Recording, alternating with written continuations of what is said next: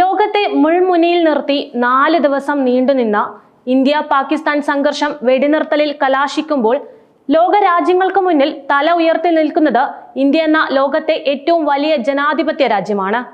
സാധാരണക്കാരെ കൊലപ്പെടുത്താതെ എങ്ങനെ മറ്റൊരു രാജ്യത്ത് കയറി നാശം വിതയ്ക്കാം എന്നത് ലോകത്തിന് മുന്നിൽ കാണിച്ചു കൊടുക്കാൻ ഈ പ്രത്യാക്രമണം വഴി ഇന്ത്യക്ക് സാധിച്ചിട്ടുണ്ട്.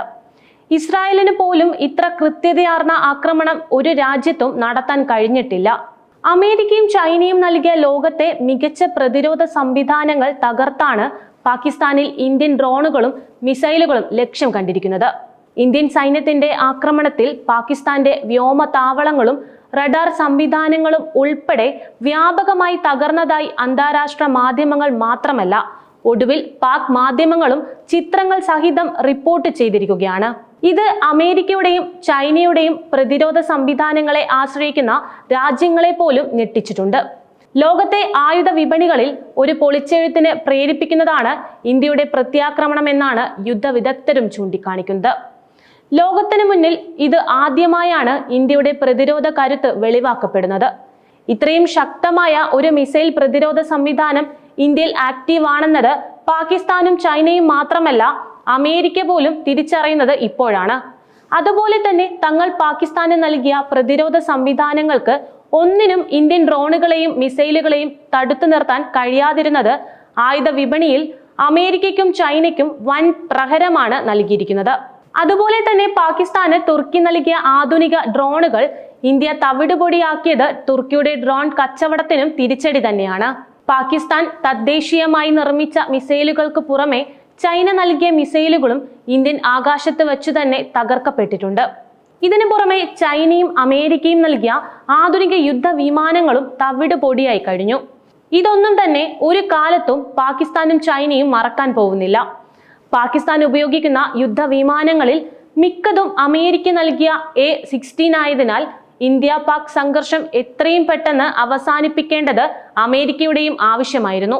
ഇന്ത്യൻ മണ്ണ് A-16ന്റെ ശവപ്പറമ്പായി മാറാൻ അമേരിക്കയിലെ ആയുധ ലോബി ആഗ്രഹിച്ചിരുന്നില്ല.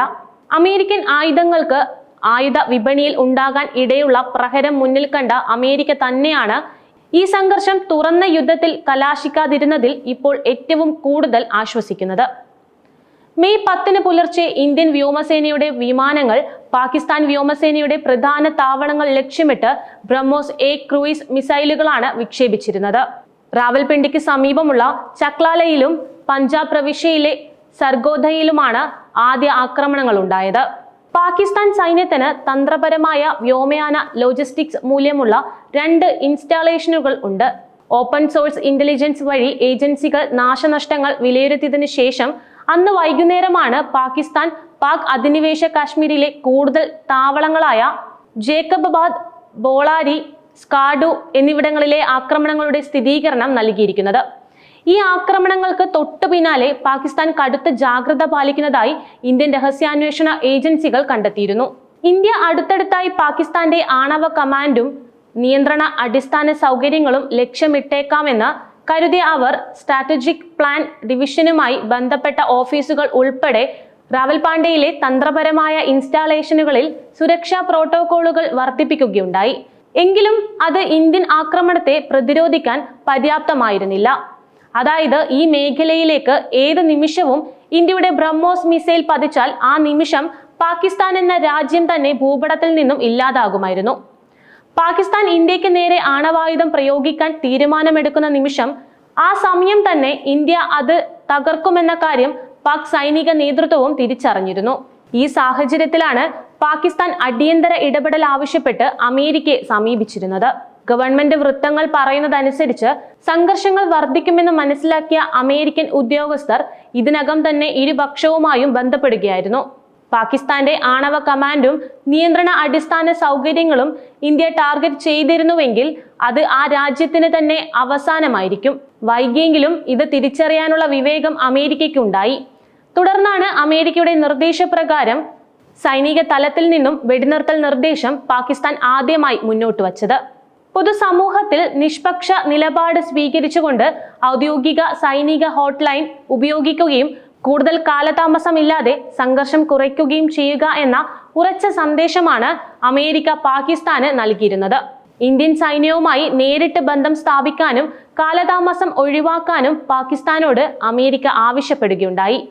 മെയ് 10 ഉച്ചകഴിഞ്ഞ് പാകിസ്ഥാന്റെ കൂടുതൽ ആക്രമണങ്ങളെ ഇന്ത്യ ശക്തമായി തടയുകയും പ്രത്യാക്രമണം കടുപ്പിക്കുകയും ചെയ്തതോടെ ഇനിയും രക്ഷയില്ലെന്ന് കണ്ട പാകിസ്ഥാന്റെ DGMO ആയ major general Kashif Abdullah Indian DGMO lieutenant colonel Rajiv Ghai നേരിട്ട് വിളിച്ചാണ് വെടിനിർത്തലിന് അപേക്ഷിച്ചിരുന്നത്. പാകിസ്ഥാന് അവർ അർഹിച്ചതിലും അധികം പ്രഹരം നൽകിയതിനാലും ഇന്ത്യ ഒരു യുദ്ധക്കൊതിയൻ രാജ്യമല്ലാത്തതിനാലും മാത്രമാണ് വെടിനിർത്തലിന് അനുകൂലമായി ഇന്ത്യ നിലപാട് സ്വീകരിച്ചിരുന്നത്. ഈ വെടിനിർത്തൽ ധാരണ പോലും പാക് സൈന്യത്തിലും രാഷ്ട്രീയ നേതൃത്വത്തിലും വൻ കലാപത്തിനാണ് ഇനി വഴി തുറക്കാൻ പോകുന്നത്. ലോകത്തിന് മുന്നിൽ പാകിസ്ഥാൻ നാണം കെട്ടുകഴിഞ്ഞു. ബലൂചിസ്ഥാൻ എന്ന അവരുടെ ഏറ്റവും വലിയ പ്രദേശത്ത് വിമതഭാഗം സ്വാധീനം ഉറപ്പിച്ചു കഴിഞ്ഞു. അധികം താമസിയാതെ തന്നെ പാകിസ്ഥാനിലെ ആഭ്യന്തര കലഹം മൂലം ബലൂചിസ്ഥാൻ എന്ന പ്രത്യേക രാജ്യം തന്നെ സൃഷ്ടിക്കപ്പെടാനാണ് സാധ്യത. അതിനുള്ള എല്ലാ ഭൗതിക സാഹചര്യവും വിമത പോരാളികൾക്ക് ഒരുക്കി കൊടുക്കുന്ന ആക്രമണം കൂടിയാണ് ഇന്ത്യൻ സൈന്യം ഇപ്പോൾ പാകിസ്ഥാനിൽ കടന്നുകയറി നടത്തിയിരിക്കുന്നത്.